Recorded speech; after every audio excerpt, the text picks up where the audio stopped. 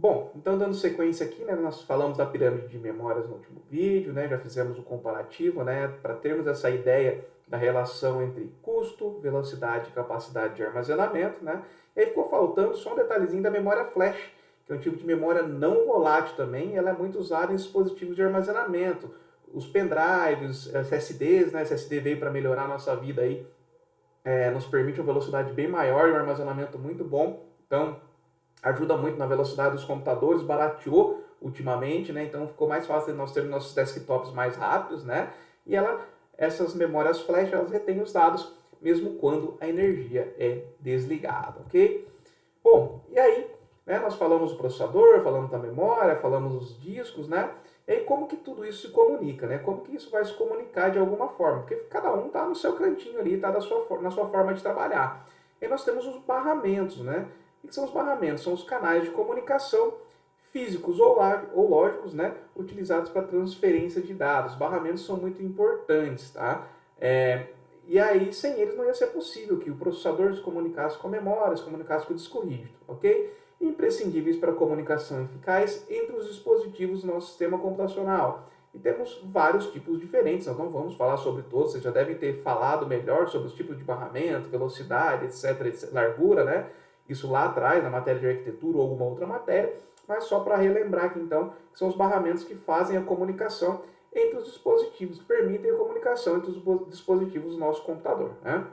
Temos aí o barramento do sistema, que é o barramento central que conecta todos os principais dispositivos de um computador. Tem vários dispositivos conectados ao nosso computador, nosso sistema computacional, né? Mas os principais acabamos de falar, processadores, memória RAM, controladores de entrada e saída, e esse barramento do sistema ele tem alguns subbarramentos, tá? Que são barramentos de dados que transmitem dados, o barramento de endereço que indica a origem ou o destino dos dados, indica onde vai, né? Como se fosse uma cartinha, fala, ó, vai em tal lugar, isso aqui vai aqui, isso aqui vai ali.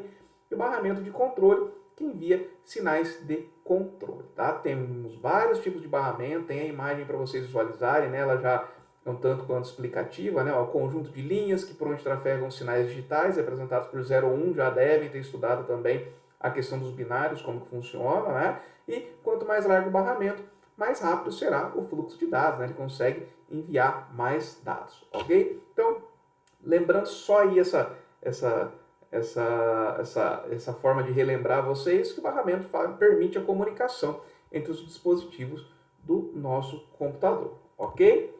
Bom, e aí vamos para o próximo passo, a inicialização do sistema operacional, né? Então nós já vimos como que funciona, relembramos, né? Vocês já viram isso, como que são os dispositivos, né? Os principais, como funciona o processador, a memória, volátil, não volátil, né? Que é um termo bem legal aí, bem costumeiro do pessoal usar, tá? E aí, como que funciona a inicialização do computador?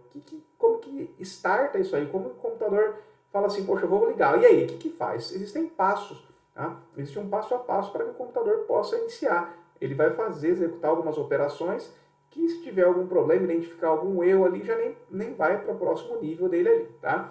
Então, o primeiro ponto da inicialização dos computadores é o POST, tá? Que é o Power On Self-Test. Tá? Então, quando nós ligamos o computador, ele vai fazer o POST, que ele faz um teste. É como se ele testasse os recursos do computador para ver se tem algum problema, ver se algo não está funcionando, tá? Independente do firmware, se ele é Wi-Fi ou BIOS, nós já vamos falar o que é cada um deles, tá? Ele vai fazer essa verificação dos dispositivos, ver se está ok, ver se CPU está ok, ver se memória está ok, ver se as placas conectadas, os dispositivos conectados estão ok. Para quem já teve a oportunidade, né, teve a necessidade de às vezes conectar uma placa diferente, conectar uma placa de rede externa, uma placa de vídeo externa no computador, é comum, às vezes você, não tanto, né? Espero que não seja, mas acontece às vezes você conectar uma placa e aí o computador não liga mais. E não liga mais porque foi verificado que tem alguma incompatibilidade ou algum problema desse dispositivo que você conectou. E tem uma coisa bem legal, bem interessante, que é o código de bits. É o barulho mesmo que o computador faz, né? É bem comum quando você liga o computador, ele faz um bipzinho lá e inicia. Alguns bips querem dizer algumas coisas, tá? E eu trouxe aqui para vocês só para nós falarmos isso aí, que às vezes o pessoal acha, nossa, tá fazendo 3 bips, o que será que é? Isso é muito importante para quando vocês estiverem aí mexendo com algum computador, já terem uma noção do que pode ser o problema do computador de vocês, né? Um bip longo, por exemplo, geralmente indica um problema com a placa de vídeo ou pela falta dela. Então, esse é um bip longo, um pouco mais esticado ali, vai ter uma ideia para vocês de que pode ser um problema com a tua placa de vídeo, tá? 2 bips longos indicam um erro de paridade na memória RAM. Então, pode estar relacionado ao módulo de memória mal encaixado ou com defeito, né? É bem tradicional ter um probleminha aí com a memória e aí você já ligar, né, isso aos 2 bips longos, né? 3 bips longos sinalizam um erro de memória base, tá? Isso também pode estar relacionado a módulos de memória. Bom, tem N tipos de bips, né? Vai fazer bips curtos, bips longos, um ou vários.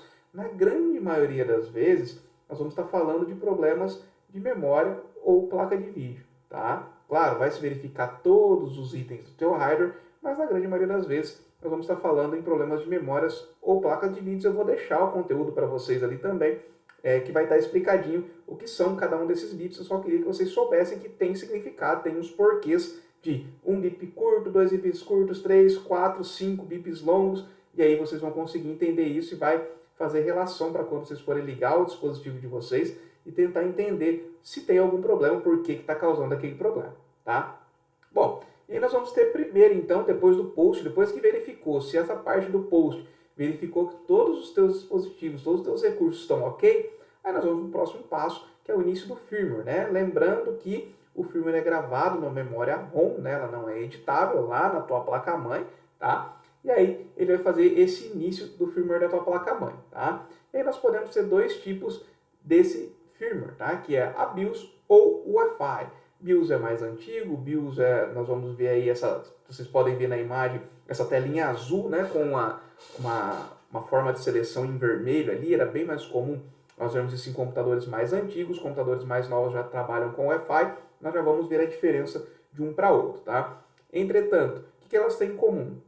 São um software, né, que está na ROM ali da tua placa-mãe, que vai te permitir gerenciar os dispositivos que estão conectados a elas. Então você vai conseguir ver as informações de memória, vai ver as informações de disco, vai conseguir dizer quem é que vai ser o primeiro boot, o segundo boot. Você pode desativar também alguns recursos ali, tá? Então tem várias opções na BIOS ou na Wi-Fi, tá? Então a BIOS ela é mais antiga e vem sendo usada há décadas, há muito, muito tempo, tá? Segue o padrão de firmware legado e tem uma interface de usuário simples, muitas vezes baseada em texto. Vocês podem ver aí na telinha azul, né? É bem simplesinha. Eu gostava bastante da BIOS, não tinha muita coisa ali, muita perfumaria, como nós dizemos, né? Era bem simplesinho. Ela trabalhava em modo 16 bits, tá? Então limita a quantidade de memória que pode ser usada na inicialização. Não tem como nós irmos muito longe, então, com muitos recursos, tá? Tem capacidades limitadas, por exemplo, a inicialização de discos maiores que 2 TB, a BIOS já não ia funcionar, já não tinha essa capacidade de permitir iniciar, entre outros recursos, tá? Como usar mouse, etc, etc. Bom,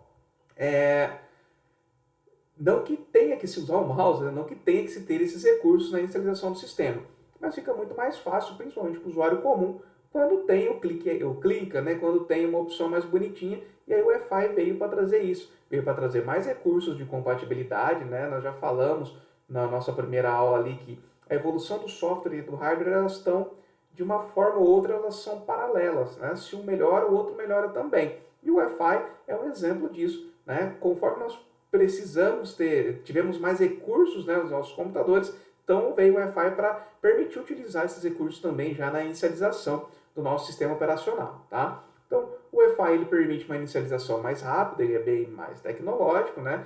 Ele pode utilizar mais recursos na inicialização do computador, pode trabalhar em 32 ou 64 bits, isso permite que ele utilize mais memória e aí permite que nós tenhamos uma interface mais amigável, que nós tenhamos a opção de utilizar mouse, de clicar, né? Então fica um pouco mais fácil a inicialização com o Wi-Fi.